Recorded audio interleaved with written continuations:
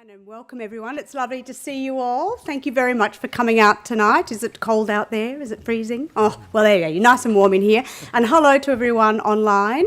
Welcome to you as well. As I said, Dan, I am acting CEO at the moment, so I'm here on behalf of Mark Webb, who's our CEO, but also on behalf of the clerks, one of which is at our table, and Helen Minikin, the Clerk of the Legislative Assembly, and our two presiding officers. On behalf of them all, us all, welcome to this one of our fabulous House Talks. I think it's going to be a very engaging presentation. Before I hand over to them and do a little introduction, I did want to importantly acknowledge that we are meeting today on Gadigal land, and I do pay respects to Aboriginal people in the room, but elders past and present. Really important that we give this acknowledgement. Of course, we are the New South Wales Parliament, so also recognising Aboriginal peoples across New South Wales. We at the New South Wales Parliament recognise that this place hasn't been the happiest of places. There's certainly been some extremely discriminatory laws passed over past decades.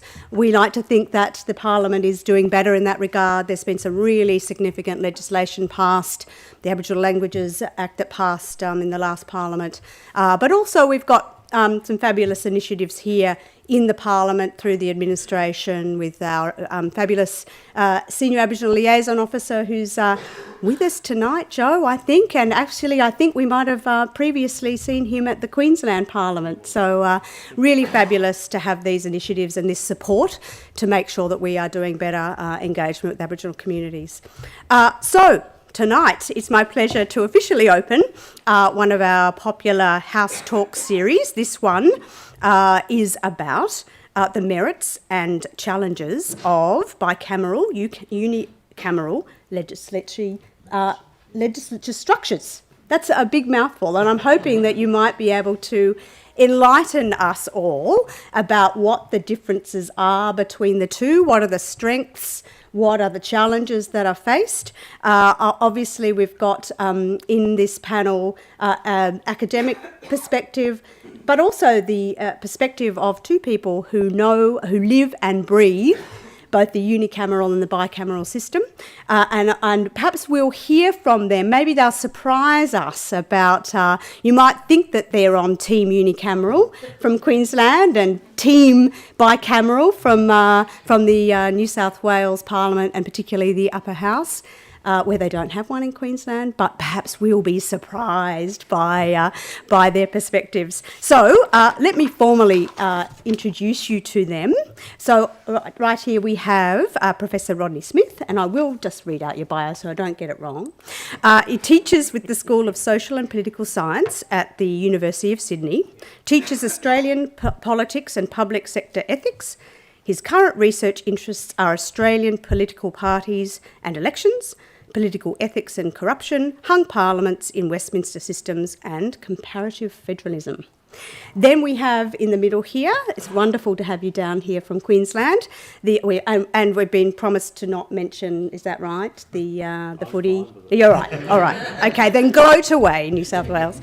The Honourable Curtis Pitt is the Speaker of the Unicameral Queensland Legislative Assembly, a role he has undertaken since February 2018. He is the member of the Queensland electorate of Mulgrave, previously served as Treasurer and held multiple ministries. It is a great pleasure to have you here, and we're really looking forward to hearing your perspective. And then round of applause. Well said. You can come back anytime. I'm from council. Hey, very good. I might hold that against you other. And last but not least, my wonderful colleague David Blunt, who's the Clerk of the Parliaments and the Clerk of the Legislative Council, a role he has fulfilled since 2011, but previously did work in the Legislative Assembly, so has both perspectives. And let's see, maybe you'll surprise us all, David, and ask for the abolition of your upper house. No, I don't think that's going to happen. All right, that's certainly enough from me. I know you want to hear from these fabulous speakers, so I'm going to hand over to the extremely competent and entertaining moderator, Dan. Over to you, Dan. Well, thank you, Julie. And again, thank you to Curtis. As a rugby man and given the performance of the New South Wales Waratahs, I won't make any sporting references at all. And also, perhaps most importantly, to Rodney for braving the Sydney public transport system at peak hour to arrive here with us today.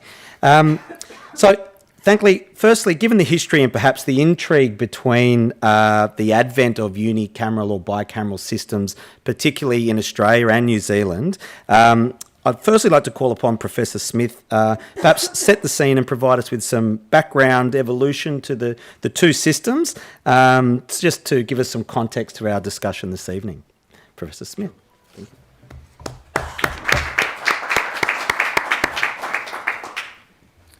Thanks very much, and thank you for, as has been said, coming out on a cold night. I am used to catching the Sydney system, but I also spent 10 months in Japan until last week and learned something about how a public transport system ought to run. But anyway, that's another debate for another time, right? So why one or two Houses of Parliament? What I want to do is to briefly trace some of the evolution of this, with particular reference to Westminster systems, both here in Australia and brief reference to the UK and New Zealand. But if you want to look more broadly than that, it's a tie worldwide. So there are about half of the parliaments or legislatures around the world are unicameral, the other half are bicameral. There are no longer any tricameral ones. There was a notorious tricameral parliament. Does anyone know where? Republic of South Africa, thank you very much. Points to that man.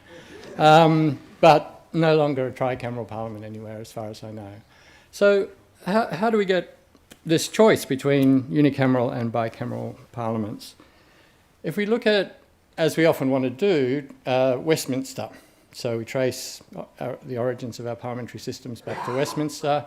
Originally, the English Parliament was a unicameral parliament, in which the lords and the clergy and the knights and the burgesses, representatives of towns, met in one chamber, although they did divide from time to time for particular business.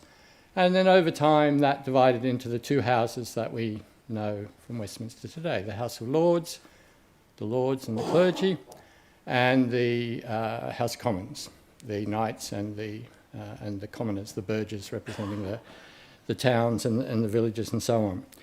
And that happened in the 14th century, and gradually the House of Commons began to assert itself against the House of Lords. So by the time the colonies in Australasia are being founded, there's a fairly well-established bicameral system at play in Westminster. But of course that doesn't translate immediately to the colonies. So the first Parliament in Australia, the Parliament here at the Legislative Council, initially is a unicameral body. It's the governor inviting some important people to consult with him about what sorts of laws should be passed and so on. So it only becomes a bicameral system in New South Wales and in the other colonies in the 1850s. And why does that happen? Why don't we simply move from one type of unicameral system to another type of unicameral system? Basically because of fears that an elected parliament, elected on a broad male franchise, would simply be too radical. So it would come up with radical ideas. You have one House of Parliament, just get a majority through that House, and there's nothing to stop those radical ideas becoming law. So the upper chambers, the upper houses, the Legislative Council here and in the other colonies, are designed as kind of conservative brakes on the possibility of having radical proposals pushed through a single chamber, the Legislative Assembly. And this happens in two ways. How can you make sure a Legislative Council is conservative? One option, which was the option used in New South Wales and in Queensland, and also in New Zealand, was for the governor to appoint the members of the Legislative Council. Often on the recommendation of the Premier, but sometimes governors had their own ideas about how many and who and so on and so forth. And so the great and the good were appointed to the Legislative Council, and they acted as a conservative force. The other option, used in Victoria and South Australia and Tasmania, was to have a restricted franchise for the upper house. So it was elected, but it was elected on a property franchise. So you had to have a certain amount of property to vote, and that tended to make it a more conservative body. So you get these popularly elected lower houses and more conservative upper houses in tension with each other. The Labor Party, when it's formed in 1890, in the 1890s, doesn't like this idea of upper houses, and so there are moves to abolish them, or at least rein them in. Successful in Queensland in 1920. The premiers there do a good job. They stack the Legislative Council effectively with a suicide squad that supports the bill that abolishes the House. This after the good people of Queensland have rejected the idea at a referendum, so make of that what you will. New South Wales, Jack Lang, less successful, has a number of goes, but doesn't succeed in abolishing the Legislative Council. And in fact, in response to that, the council gets reformed and further entrenched in the Constitution, makes it harder to remove it, in fact, as does the move by Labor in the 1960s, early 1960s, late 1950s, to try to abolish the Legislative Council via a referendum in 1961, which failed. So by the time we get to Labor back in power after the Askin period, what's a good democratic premier like Neville Wran going to do? Can't abolish the Legislative Council, much as he might have wanted to, so he and the Labor Party decide to reform it. And so we get the start of a directly democratically elected Legislative Council in 1978 in New South Wales. How can you make a council different from a legislative assembly? If they're both going to be democratic, won't they just mirror each other? Well, you make the electoral system different. So as we know in New South Wales, the Legislative Council, originally a third, but now half of the Legislative Councillors are elected every 4 years from an electorate that encompasses the whole state. So you have these two principles of representation, the principle of local representation in the Legislative Assembly and the principle of statewide representation in the Legislative Council. The electoral system also means that the lower house tends to be a majoritarian house, although not at the moment, that's a rarity, whereas the Legislative Council since 1988 hasn't been controlled by the government of the day. So there's more consensus building by necessity in the Legislative Council to get legislation through and so on. It becomes a different sort of chamber. The two chambers operate differently because of that principle. So in Australia, Legislative Councils, or certainly in New South Wales and Queensland, have been contentious. Let's think about New Zealand briefly before I'm given the gong. In New Zealand, the upper house was abolished in 1951. Was it done by a Labor government? No. It was done by the non-Labor government, the national government of New Zealand. Was it contentious? Not really. Why? Because the upper house in New Zealand wasn't seen as serving a terribly useful function. It didn't operate as a kind of a brake on government legislation or as an effective house of review and so on. So there was little controversy around its abolition. There was controversy as things moved on at the extent to which majoritarianism moved into New Zealand politics, that winning an election every 3 years meant that you controlled the House of Representatives. There was no upper house to act as a kind of a brake on government ideas. So in 1996, it was probably little surprise that the people of New Zealand were enthusiastic about a new electoral system, mixed member proportional electoral system, that would allow them to keep their unicameral system but build into it some checks on majoritarianism. So New Zealand provides us normally, since 1996, except for 3 years between 2020 and 2023, with an example of a unicameral parliament that operates often in a fairly consensual way, because the government of the day is in minority, so it has to form a coalition or it has to rely on the support of other political parties. So all that's to say that there are different forms of unicameralism. We'll hear about Queensland and the experience there. New Zealand a little bit different since 1996. The New South Wales bicameral model, different now from what it was pre-1978, and all very different from the origins in Westminster, which remain contentious because we have a House of Lords that, whatever its composition is, not elected. And is that appropriate in a modern democracy? I think that's probably something that we could think about as well. So that's a bit of the background, and I'll now hand over to the other speakers. Thanks.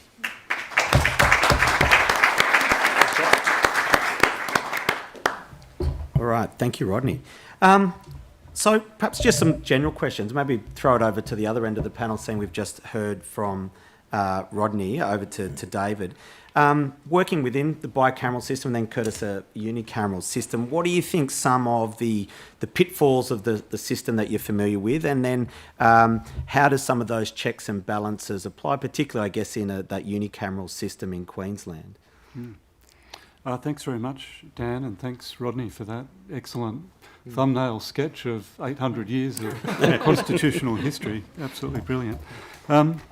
So, of course, one of the classic justifications or arguments for a bicameral system is that it provides a crucial additional check and balance on executive governments. What we've seen is that executive governments invariably control lower houses, the people's houses, although I might just come back to that, perhaps in answer to a later question, that maybe we're starting to see the end of that in Australia. But with governments having such strong control over lower houses, upper houses can provide an element of restraint, can improve legislation and the making of policy, and thereby contribute to better government in the end. But they also provide for a different form of representation. Rodney spoke about the electoral system here in New South Wales, the system of proportional representation. We see the same in the Australian Senate. The wider range of political interests that have a voice within the Parliament as a result of that electoral system. So there's some of the strengths. In terms of some of the pitfalls, I guess there are arguments that are sometimes put up about upper houses standing in the way of elected governments being able to pursue their mandates, and issues about stability. I suspect we might come to those in a little while. Okay. And one final thing, I brought along a couple of sources with me. The classic reference work on bicameralism is a very slim volume. It's from a conference held in the UK in 1917. There's a report by Viscount Bryce. So the Bryce report is really the Bible on bicameralism.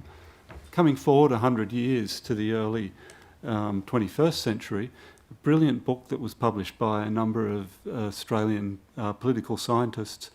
The title is Restraining Elective Dictatorship, the Upper House Solution.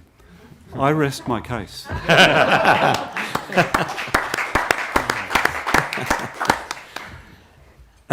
Okay. So, well, that's the end. No. So, Curtis, perhaps I'm really keen to hear about you in the operation of the Queensland system, and particularly since like the end of the 80s, the reforms that might have come in, particularly around the committee system, that might strengthen that check and balance in the absence of that upper house. Yeah, I mean, thank you for the opportunity to be here, by the way, and I will say that that was a fantastic précis of 800 years worth. It was amazing. A couple of things. When my favourite Queensland Premier, TJ Ryan, originally tried to abolish the upper house in Queensland in 1917, the referendum that was held there, it fell victim to that usual thing that happens is people try and save money and run a referendum on the same day as a federal election, and it kind of got lost in amongst all of that. So yes, I mean, everything that was said was true. There was a range of different opportunities or challenges that were presented, and also then chances to stack that, and I think it's a very fair way of describing it. Ultimately, though, it was all about unelected people. And that's really, wealthy landholders and unelected people was something that didn't wash well with the people of Queensland more broadly. So since that time, we have had a number of different iterations, and clearly the New Zealand experience has been a very, very informative part of how Queensland's arrangements have come to pass. We didn't, our suicide squad, I do education as a speaker in schools, primary school settings, high school settings around Queensland all the time. And as soon as I start talking about the fact that finally in 1922 the upper house was abolished by the suicide squad, I have to explain to them it's not Killer Croc, it's not Harley Quinn, it's not all of those people. So clearly DC have ruined that whole political narrative for us. But we've taken really great notice of the importance of that, and the term handbrake is a really important term. We had a very, very unfettered, House of Assembly in Queensland for a long time, which was made worse, to be fair, by a gerrymander system under Sir Joe Bjelke-Petersen. So you put all of those things together, and Queensland, well, it looked like not only the outlier, but it was the absolute outlier, even amongst probably unicameral systems around the world. So we were in dire need of a correction. And I was fortunate to be part of an members' ethics and privileges committee that went to New Zealand and explored that prior to there being a formal committee developed around it. But we came back from that very, very impressed with the fact that we'd already in Queensland started in 2009 working on subject-based committees, because we always had a public works function and a public accounts committee. We had all those things in place. They weren't particularly effective, and they were much more of a check and balance, and we had a scrutiny of legislation committee as well. Those things were there. The subject-based committees from 2009 started that process where we finally got to formalising that through a change of legislation to having portfolio-based committees. And these portfolio-based committees have just gone past 10 years in action in Queensland. And for mine, it's one of the best things that we've had. I'm not an advocate for unicameralism. I'm the product of someone who's been elected into it, so I don't think that is the answer to anything. I admire a number of colleagues who are in legislative councils around Australia, but these portfolio-based committees have been a terrific thing, because every single piece of legislation that comes to the floor of Queensland Parliament now gets referred to a portfolio committee for a minimum of 6 weeks, up to 6 months, depending on the complexity of what that looks like. And through that process, of course, you can have urgency motions put forward and we can pass those. But really, it provides that opportunity, which is in a far more public way, essentially a house of review. And I actually think our system right now is a terrific system. The only thing lacking is probably a little bit more by way of teeth with the committee system being able to, I guess, have a veto power of some kind. Apart from that, those committees provide a really effective review of that legislation, public hearings, written submissions. Everything comes through to the committee, finalised by a secretariat. That gets put through to the House of Assembly, and ultimately they make a number of significantly important recommendations. Quite often, either something which was missed in drafting, unintended consequences, but quite often value adding that has come from stakeholders, and in some cases the crossbenchers to say, here's something that the government's missed. And so I think that the current system's working quite well in that regard. So I'm optimistic about how that is looking at the moment. I think it has a long way to go, but I think right now it's performing a pretty important role. Okay, thank you. So one of the arguments for unicameral systems is that it assists with the removal of, say, a political gridlock situation. So I guess with some famous examples, both at a federal and a New South Wales level, we've had those political gridlocks. Does anyone have an opinion on either of those two systems working when things are, close politically or deadlocked politically within, particular chambers?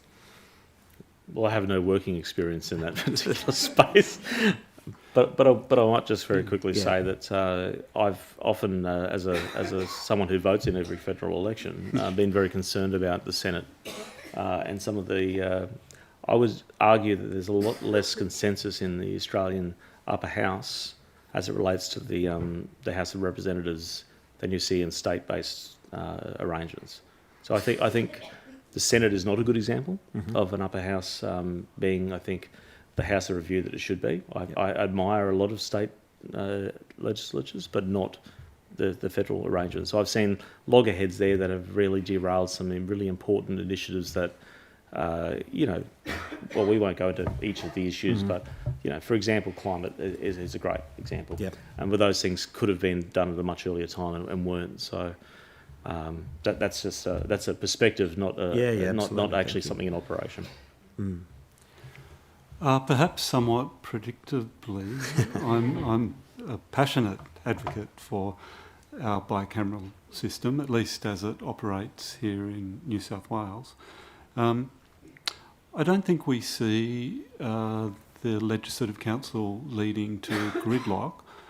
I cannot think of many examples in my time working as a clerk at the table where major legislation that a government has introduced has been either defeated and not brought back or has been withdrawn by government. I think the only example I can think of from the last sort of 12 or 15 years is the O'Farrell government's planning law reforms, and I recall at the time the then minister was very frustrated because there'd been a long gestation period.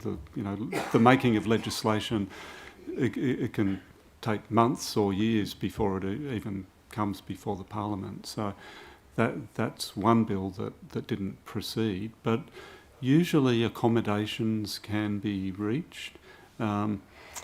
I think one of the beauties of the work of the Legislative Council here in New South Wales is that no government's had a majority in the Legislative Council since 1988, so we've had quite a long track record of governments having to negotiate, engage in consensus building, sometimes compromise, means that some of the hard edges gets taken off legislation, and amendments, I'd like to think, almost always end up improving legislation.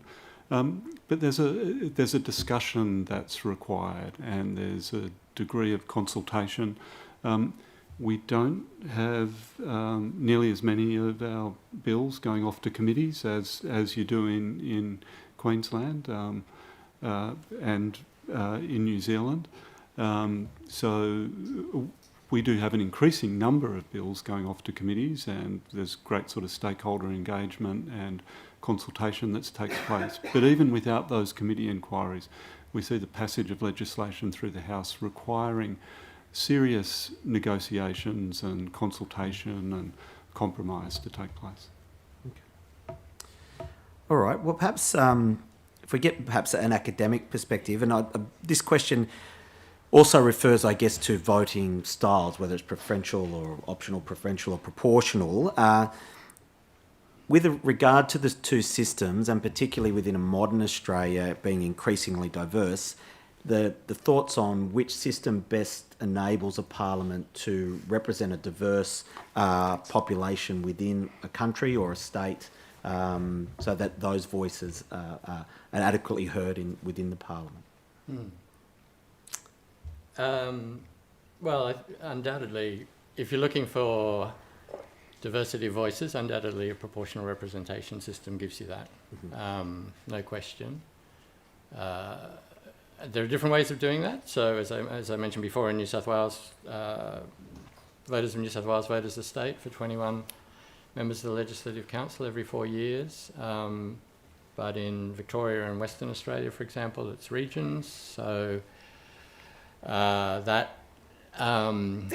used to reduce the kind of diversity, but increasingly, I think a problem for kind of for building a kind of a majoritarian system, the assumption behind that no longer holds as well as it used to. So, the idea that majority of voters are either Labor Party supporters or coalition LNP supporters, or the variations of that is increasingly untenable.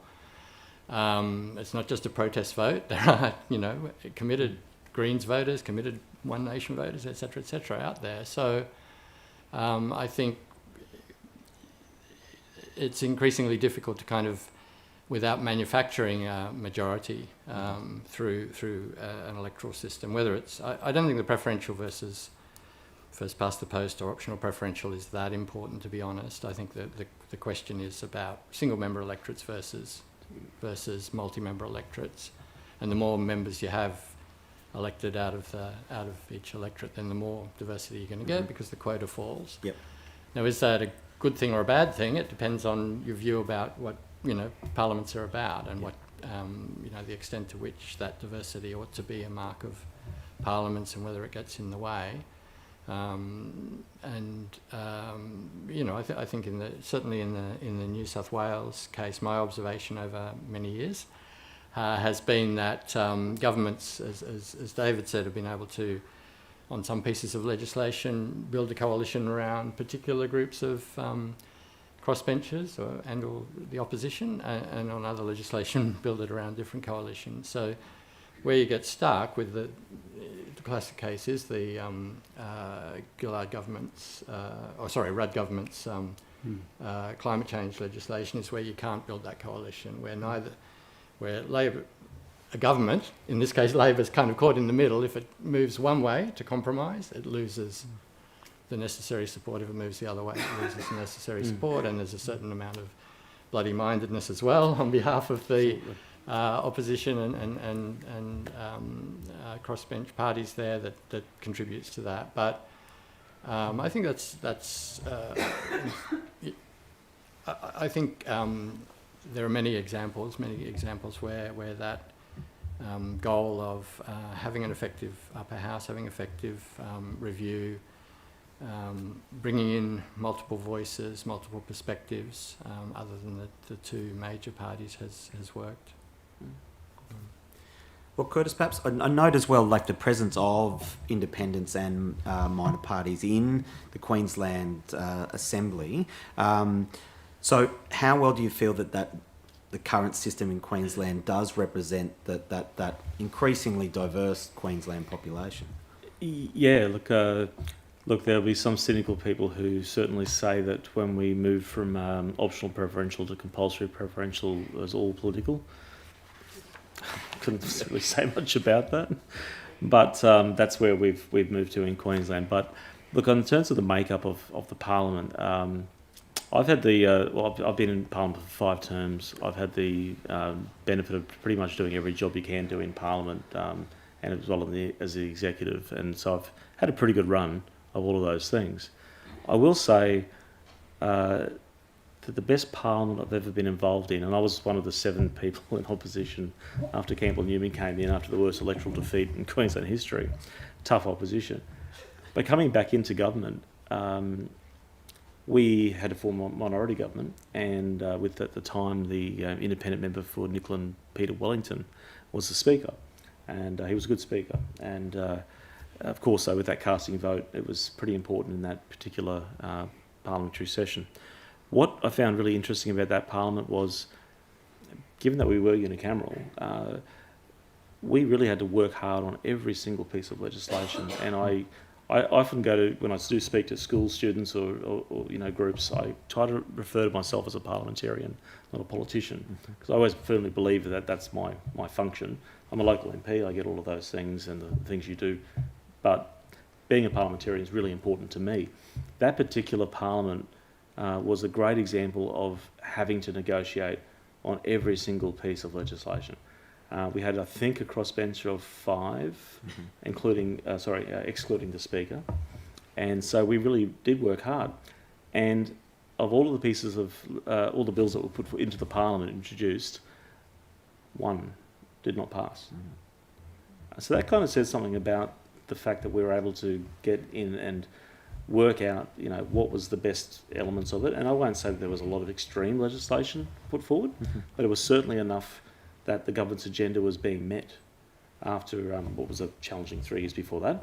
I think it was 1 piece of legislation which was related to vegetation management, and I think most people would suggest that that was probably going to pass as well if it hadn't changed responsibilities in terms of portfolio management and got pushed into a different realm, ultra political. Besides that, everything went through. So that says to me it wasn't a case of the executive having too much power, and it wasn't a case of there being major issues with the Parliament and how it operated, or the committee system. Everything worked pretty well. So that's still my favourite term that I've been involved in. Also helped I was a treasurer and I had lots of money. But besides that, as a parliamentarian, I think that showed that the Queensland system at its best is a good system. Yeah, okay, thank you. We did touch on this with Rodney's opening remarks, and I wonder, given the historic moves to abolish particularly upper houses, legislative councils, how much that evolution of democratic reforms that has come to those upper houses has been the alleviation of the movement to abolish those, and that there's less of a push to want to abolish upper houses because of the more reflective democratic process that now forms those councils. Perhaps I could absolutely. start. It's a really interesting question, and when I first started working for the Legislative Council, it was not uncommon for at least one of the major Sydney newspapers to try and stir up a campaign about every 10 years for the abolition of the Legislative Council. The last time that occurred was in 1999, so we're well overdue if anyone's listening from News Limited. But in 1999 there was a question about the legitimacy of the Legislative Council, followed the so-called tablecloth ballot election. Those of you who voted in 1999 might remember having to wrangle the huge ballot paper with so many groups competing for votes. But it wasn't just that. It was the fact that that election resulted in a number of micro-parties having members elected with very small percentages of the vote, way less than 1% of the vote. And it really called into question the legitimacy of the House. The leader of the government at the time, so this was during the life of the Carr government, so Michael Egan was the Treasurer and leader of the government. Might return to Michael Egan a little later, but in this instance he led the reform of the Legislative Council, of the voting system. Just about everything that the Carr government put in place to reform the voting system has now been copied and applied in the Australian Senate. And I think that's partly relieved any pressure to abolish, because the Legislative Council is now seen to be representative. If a system of proportional representation is working, then the proportion of votes recorded by that political party should be reflected in the number of seats they win at the election. And that's pretty much what has happened at recent Legislative Council elections. So hence we now have a House of 15 government members, 14 opposition and 13 crossbench. Crossbench including 4 Greens, 2 Shooters, Fishers and Farmers Party, 1 One Nation MP, 2 former One Nation MPs who are now independents, 1 Libertarian Party MP, 1 Animal Justice, 1 Legalise Cannabis, and another recent independent who's come from the coalition. So it's a very diverse House, but Sounds about right, by the way. Well, reflecting the votes recorded by those parties at the 2023 election. Okay. The next question I've got, and this is for the former legal studies teacher in me to assist those teachers out there seeking content for their students. But I think the question, Canadian academic Todd Morton in a speech argued that the effective bicameral system in Australia, in comparison quite astoundingly to the Canadian system, is what has led to a stymieing the voices advocating for an Australian Bill of Rights. in that an effective upper house means that the need for a Bill of Rights has negated, in contrast to those systems, particularly, say, New Zealand and Canada, who have statutory Bills of Rights, in the absence in entirely of New Zealand of an upper house, and in Canada of a undemocratic upper house. Thoughts? Well, they're not incompatible. I mean, they're not incompatible. So it'll be the first point. So you can have a statutory Bill of Rights and an upper house. Do you feel that an effective upper house, though, has negated the strength of the argument for Australia needing to either legislate or constitutionally amend for a Bill of Rights? I think not necessarily. I mean, it depends. It depends. So a Bill of Rights necessarily puts power with the courts. So it's a question of whether partly it's a question of how you see the balance between the courts and the legislature, regardless of how that legislature is constituted, I would think. Yep. I mean, I think what does an effective upper house or even an effective parliamentary chamber, in the case of Queensland, what does it do to that argument? It may lessen concerns around human rights. So, for example, if legislation is to go before a rights committee or through a rights committee or is scrutinised as it is in many of the upper houses, including the Senate, for its implications for rights, then that may well reduce the kind of urgency of a Bill of Rights, but it probably, I don't think it would satisfy. On the one hand, it wouldn't satisfy many people who would like to see a judicially enforceable Bill of Rights. On the other hand, it probably is satisfactory to people who don't see the courts' role in that sphere as being appropriate. You only have to look at today. This is obviously a lot more related to crime and punishment, but you only have to look at the sentiment polls that came out regarding people's view of, I think it's 68% of people across Australia believe that the police are doing a great job. You'd be barely happy to get 30% of people who are happy with the courts. So I think, the separation of powers is obviously a very, very long-run argument, which we can all have another session on, or maybe another two. But ultimately, making legislation to be interpreted by the courts is something that, is part and parcel of what we all do. The Queensland scenario is a little different, and this goes back, actually, again, I'll pay tribute to Speaker Wellington, who was about this for a long time. One of his conditions, I guess, in terms of becoming Speaker in our unicameral Parliament in Queensland, was that he wanted to see, a compatibility with human rights made part of our system. So now every single time we have two things that must occur. One, it must actually be meeting fundamental legislative principles, which you'd expect that would be the case. But that is something that happens with every bill that goes before our Parliament goes to a committee. The second is that the Minister must table a compatibility with human rights statement on every piece. So it doesn't go to a full Bill of Rights. I mean, I appreciate that. But it certainly does, I think, help satisfy at least part of that conversation that people are having around whether our system is up to the task or not. I think it's an excellent question, Dan. It's a really interesting debate. I remember sitting in this room on many occasions back in 1998 and 1999.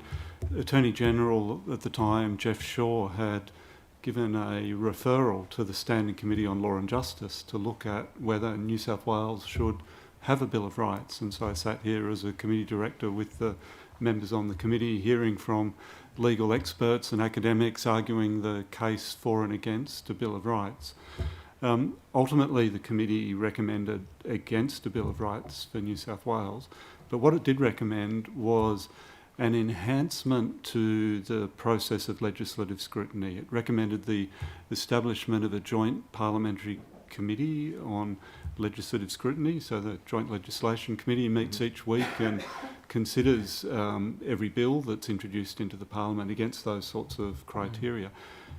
But the system continues to evolve. So just this year, 25 years later, in 2024, the Legislative Council here in New South Wales has initiated a new experiment. It's brought back very detailed scrutiny of delegated legislation, because a lot of the rules and the laws that apply to the people of New South Wales are not necessarily made by the Parliament. They're made under the authority of an Act of Parliament, but they're made by the public service in regulations. And As opposed to subordinate legislation. Yes, as subordinate legislation. Yeah. And so we now have a regulation committee that is actively scrutinising every regulation in a way that hasn't happened for a long time, and it is changing the way government is working here in New South Wales. It's 6 months in, that experiment looks like it's going to be a success.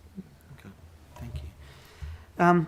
Perhaps Curtis as well, if you mentioned your role with educating and engaging particularly schools and the wider community, and David, you mentioned the tablecloth electorate. One of the strengths, I guess, perhaps of a unicameral system is the ease of engaging and educating the electorate about the system, rather than the need to educate about multiple systems in play at any one time. So I wonder if you had some thought around that as a tool for engaging the wider community in the political system. Yeah, look, I'll certainly say that it's much easier to talk about one rather than two. People, and look, students are no different, have a hard enough time, going between the three levels of government and who's responsible for what. And as an MP, I can tell you they don't care; they just want it fixed. So that's kind of the important answer to that question. But when we go into to schools, our system is a lot easier to explain. I mean, I think that's fair. I did a lot of work with former federal Speaker Tony Smith, which I'm still trying to work through with the current Speaker Milton Dick, about we don't care, particularly in Queensland, where students go to learn about parliamentary democracy. We would just want them to learn about it. And so from our perspective, Western Australia claimed to be a decentralised state. They're not. They're hub and spoke. That's just the way it is. We're very decentralised in Queensland. So for our students to come to our parliament or the federal parliament, it's a big exercise to get there. From my perspective, that's what I discussed with Tony. We wanted to make sure that they got an education.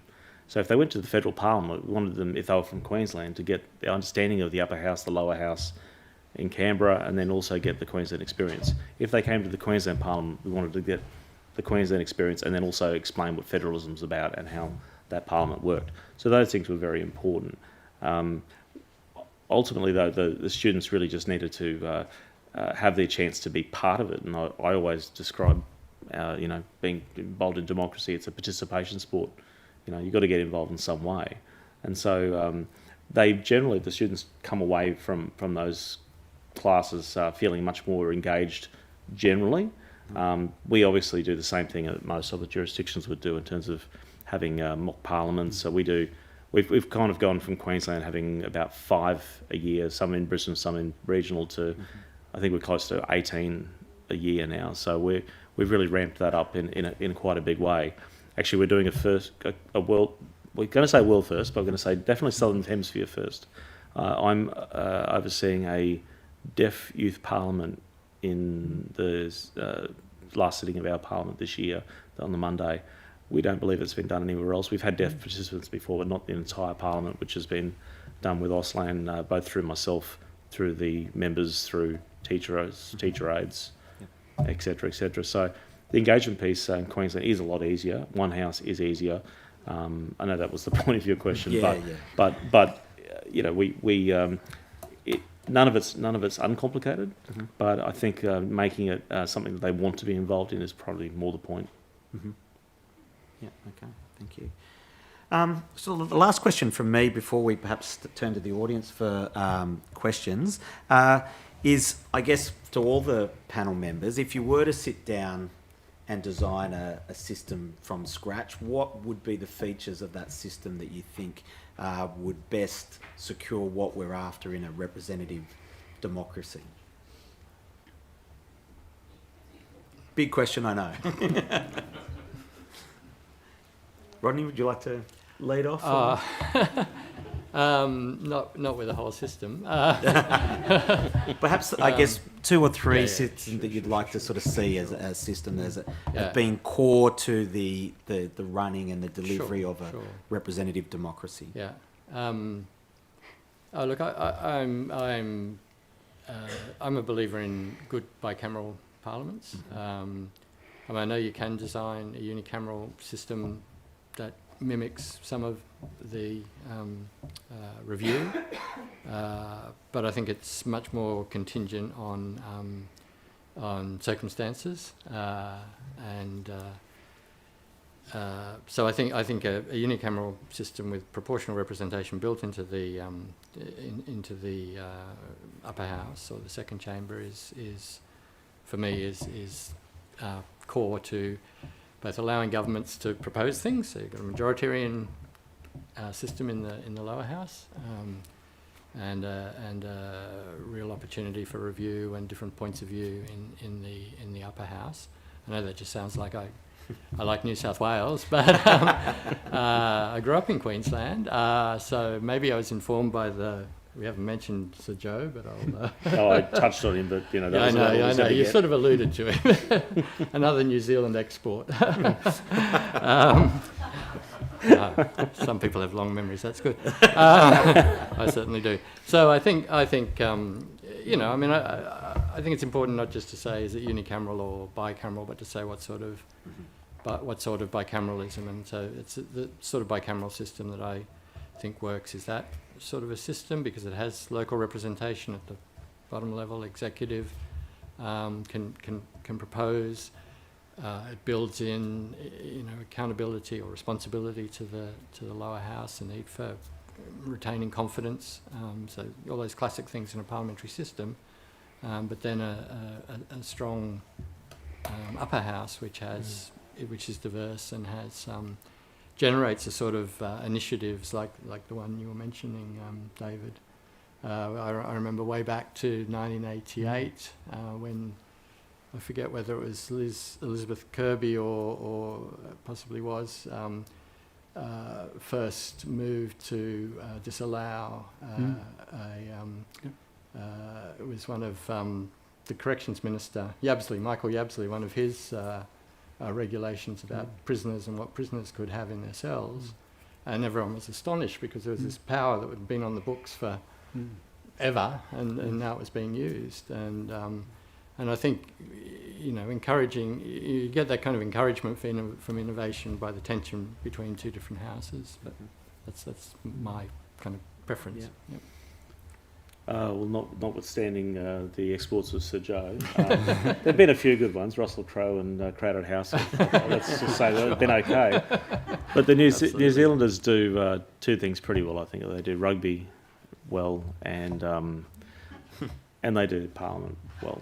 I think I like the New Zealand Parliament for many reasons. They tried the other, they didn't like it, and they moved into a different space. I like the fact that they've got a lot of elements of their committee system which not only include the multi-member and proportional representation elements, but bring in First Nations people in a way that I don't think a lot of others have done very successfully. So, I'd have to say, I think New Zealand's got a pretty good model that you could shape a lot of things around. That being said, I am a pragmatist, and I work in a parliament which is a unicameral parliament, which is not the New Zealand Parliament.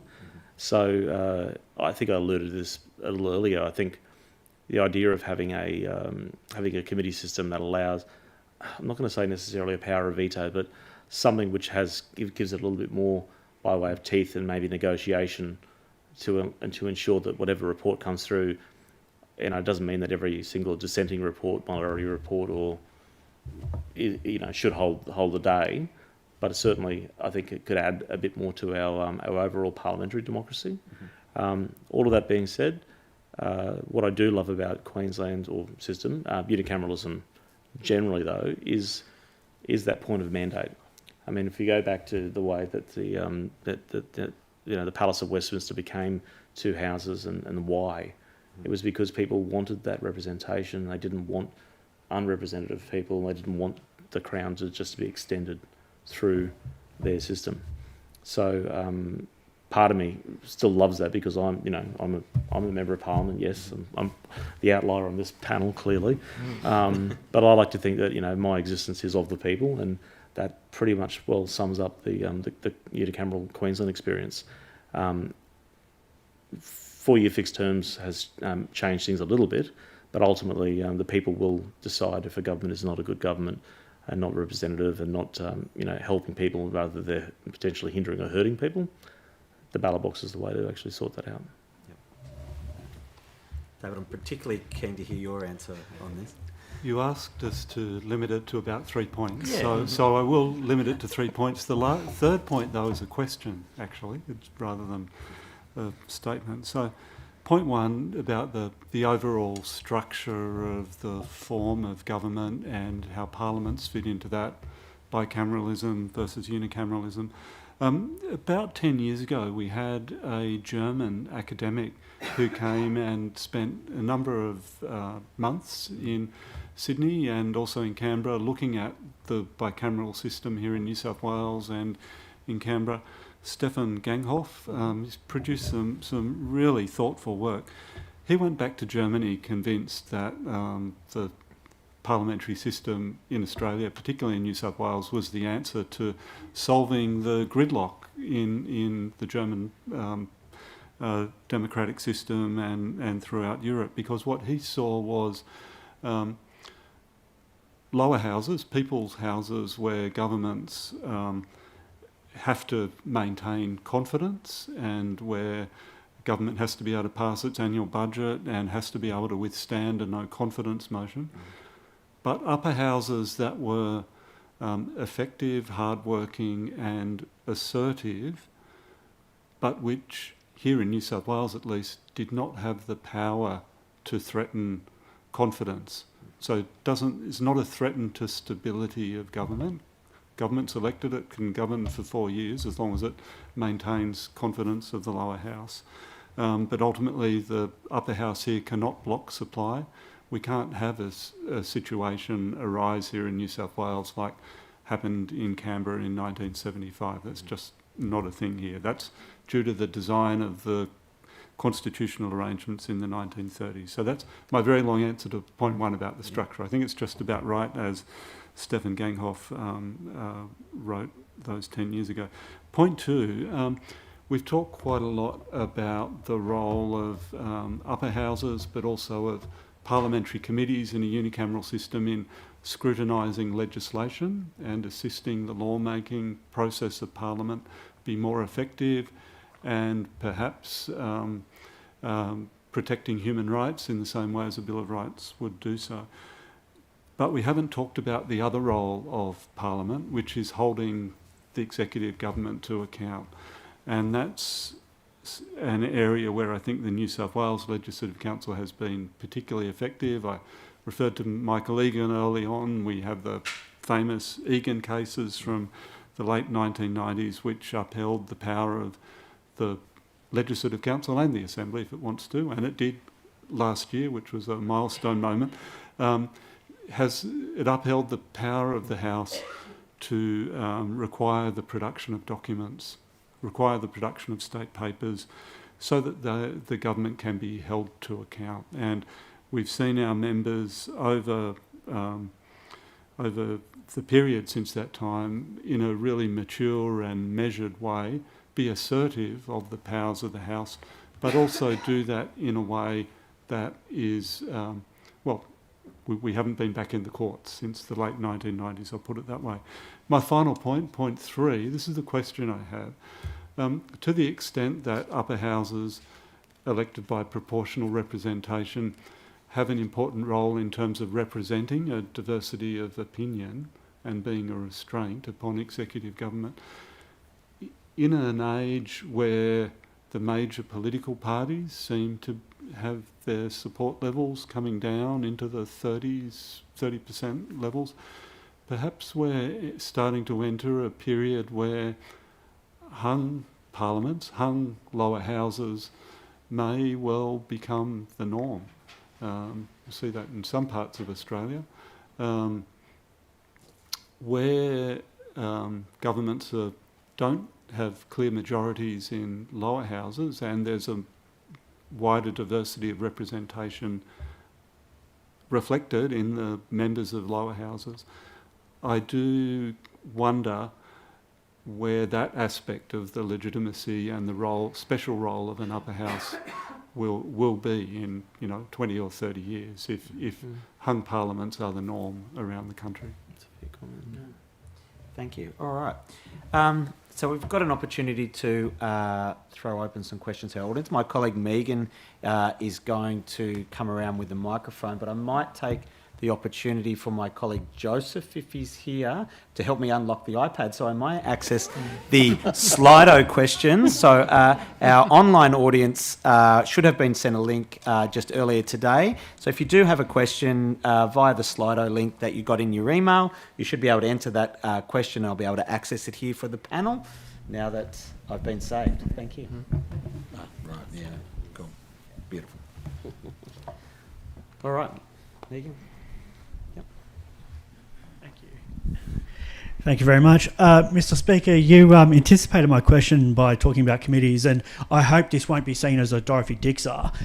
But when I think about bicameralism, my first thought is the committee system. In New South Wales, we have upper house committees and joint select committees comprising of members of both houses, and there's a bit of political diversity involved in those committees.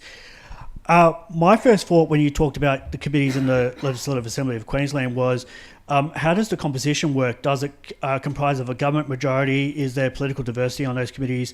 Could you perhaps expand on that point? Yeah, no, thanks. Good question. I don't think it's a Dixer.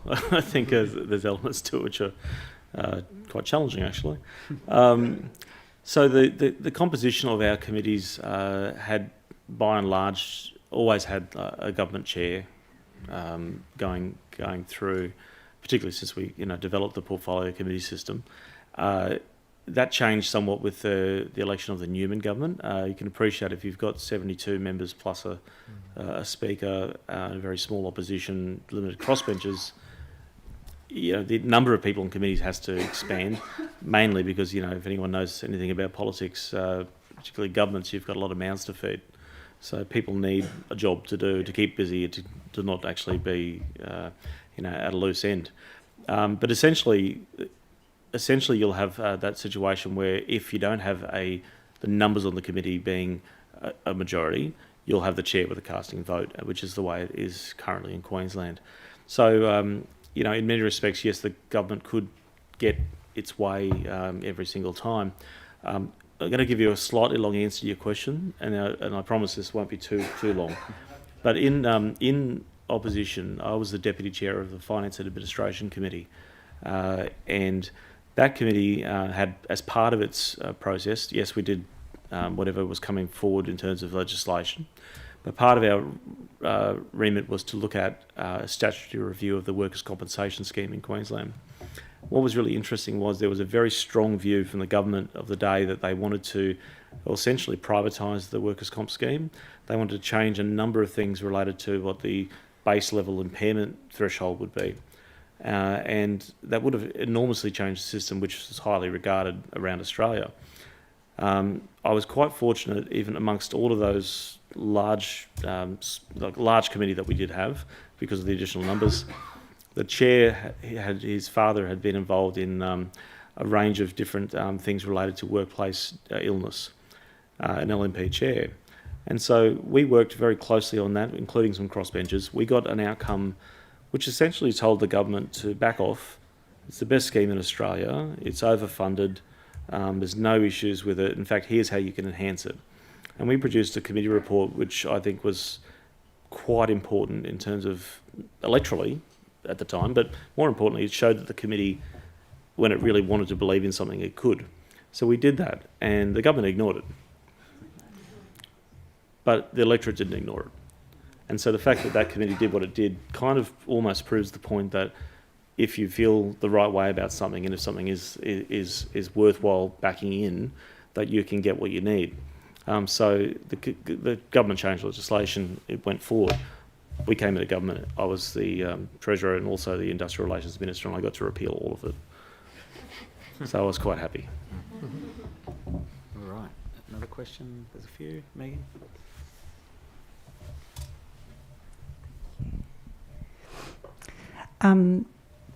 Just parking David Blunt's comment about newspapers who have advocated in the past to abolish the Legislative Council in New South Wales.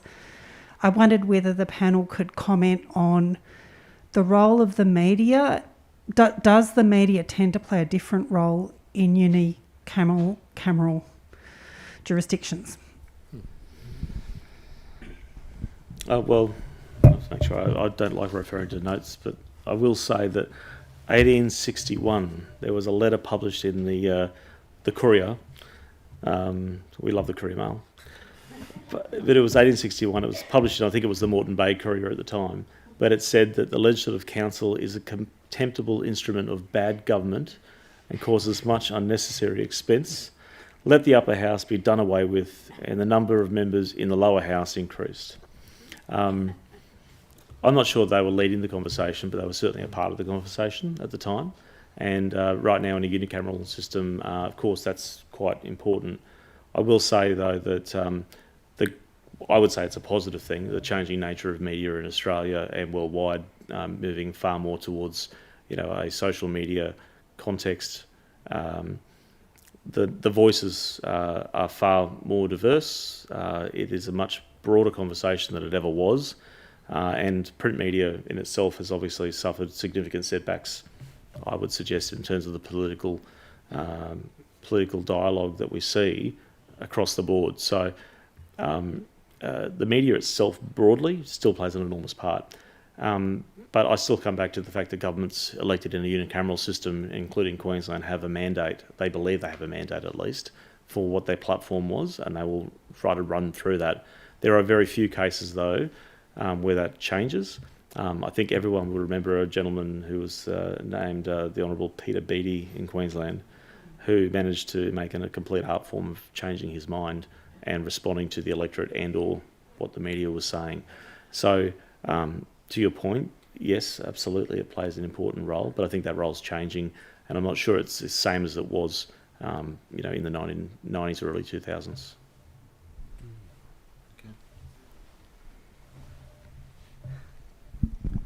Thank you. I'm glad you raised the spectre of the tablecloth for the Senate. As one of those poor electorate people that tried to fill it in, I remember when it first came out, and there was about 150 names on it, and if you got 149 and 150 mixed up, the whole thing was cut off. But I thought there was something going to be done to do that, because it's really a bit of a laughing stock now, unfortunately. And as Western Australia's just found out, it's not really working properly. People voting above the line, unfortunately, is then taking the shortcut.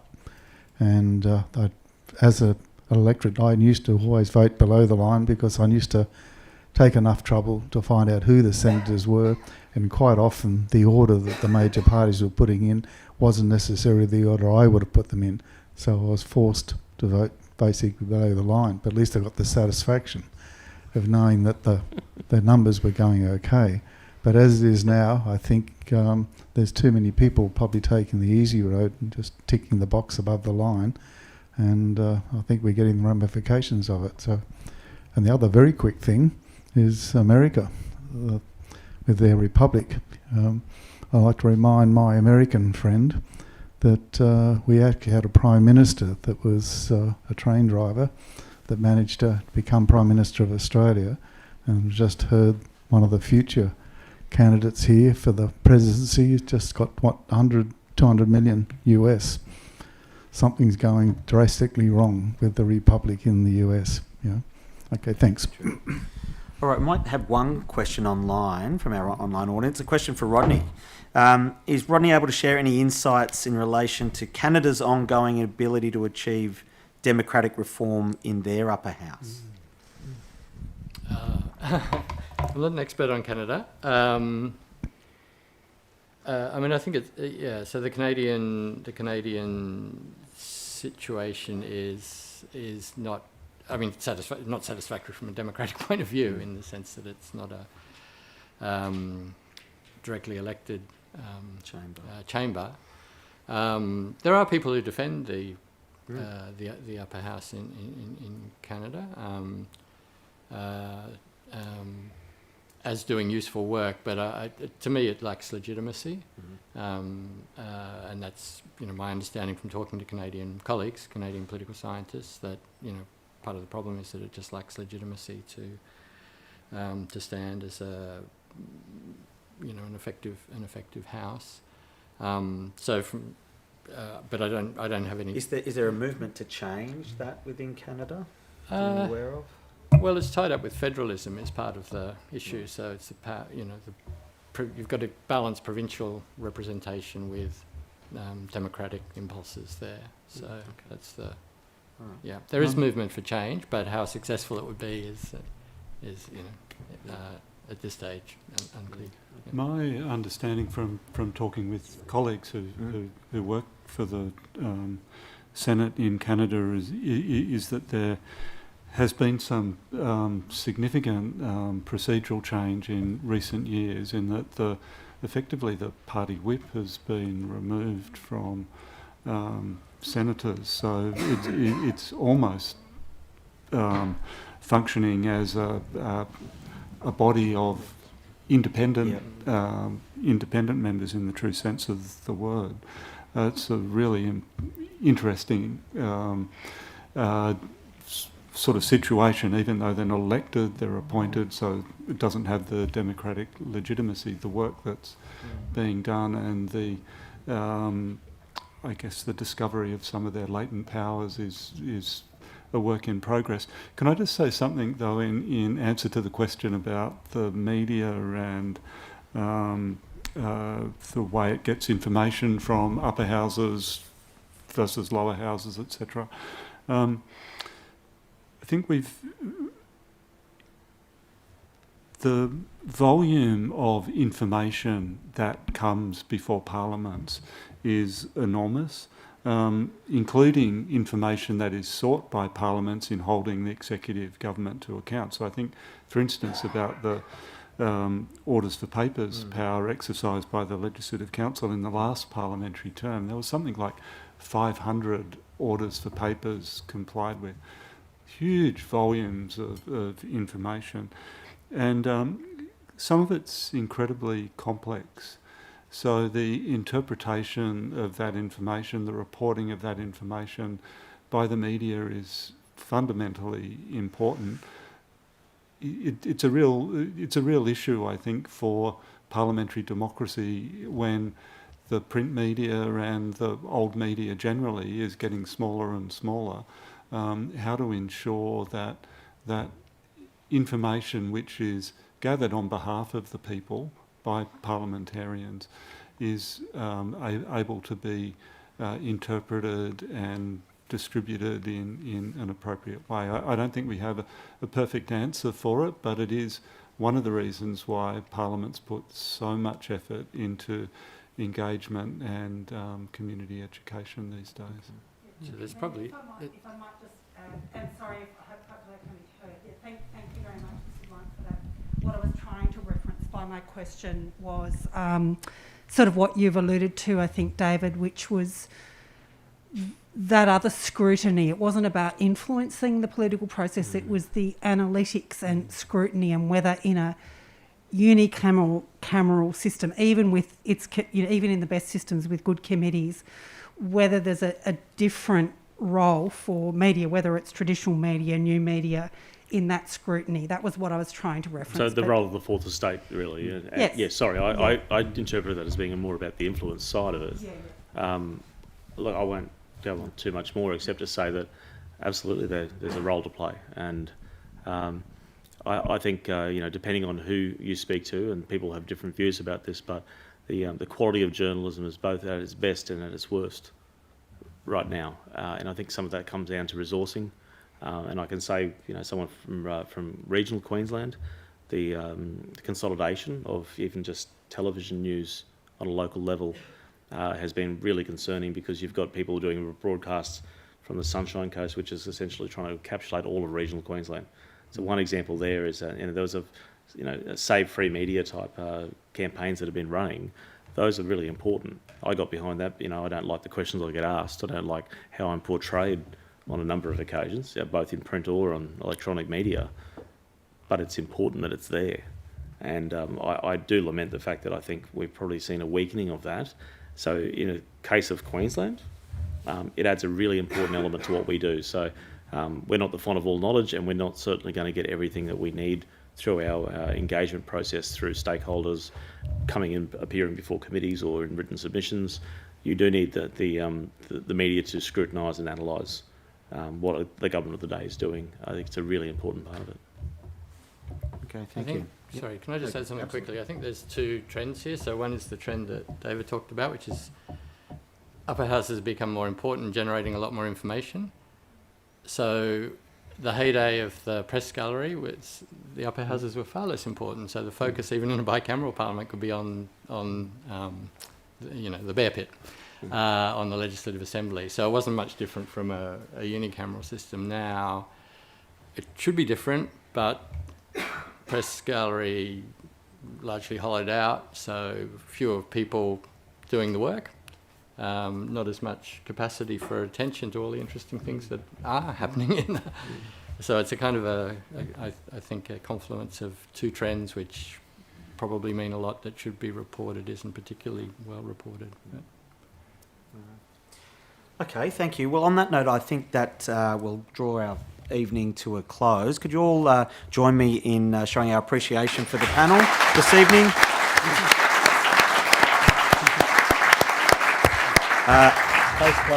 Can get along.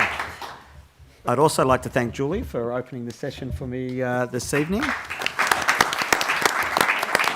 And I'd also like to thank my amazing communication, education and engagement team that's helped put this evening on. And of course, thank you to the audience both here and online. Without your continued attendance, these events are not possible. So a few quick things before we'll go. Everyone will get an email following up this evening if we're seeking your feedback. So could please encourage you to complete that survey. If you really feel like doing that this evening, there are some QR codes at the back of the room that will enable you to do that now. Our details of our next event from the Communication, Education, Engagement team will be available shortly, so please keep an eye on our socials, our website and Eventbrite. Those details will be available shortly. Our colleagues in the Legislative Council, of course it is the bicentenary of the Legislative Council this year here at New South Wales Parliament. They do have an upcoming event entitled Representation Matters, Culture and Identity, joined by current and former New South Wales parliamentarians as they explore the evolving cultural diversity of New South Wales Parliament's Legislative Council. Details of that event are available through the QR codes at the back and also online through the Legislative Council website. So once again, I'd like to thank our audience and thank you for this evening.